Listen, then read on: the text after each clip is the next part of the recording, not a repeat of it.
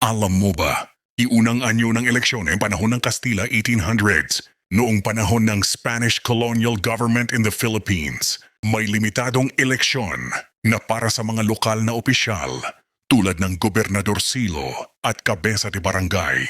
Pero hindi ito tunay na eleksyon ng taumbayan.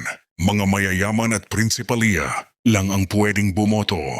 Unang tunay na pambansang eleksyon, 1899. Sa panahon ng Malolos Congress sa ilalim ng Emilio Aguinaldo, nagkaroon ng halalan para sa mga kinatawan ng unang republika. Ito ang unang beses na nagkaroon ng konsepto ng representatives elected by districts. Panahon ng Amerikano, 1907, pinakamahalaga. Dito nagsimula ang modern democratic election system sa Pilipinas. Noong 1907, nagkaroon ng unang halalan sa ilalim ng United States Colonial Government in the Philippines. May balota, may kandidato, may distrito, may pagboto ng mamamayan.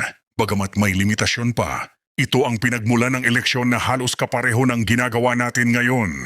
1935, unang presidential election. Sa bisa ng 1935 Constitution of the Philippines, nagkaroon ng unang halalan para sa Pangulo ng Commonwealth. Nanalo si Manuel L. Quezon bilang unang inihalal na Pangulo ng Pilipinas sa modernong sistema. Pagbuo ng COMELEC, 1940. Itinatag ang Commission on Elections, COMELEC, para mga siwa ng opisyal, patas at organisado ang mga halalan. Hanggang ngayon, sila pa rin ang namamahala.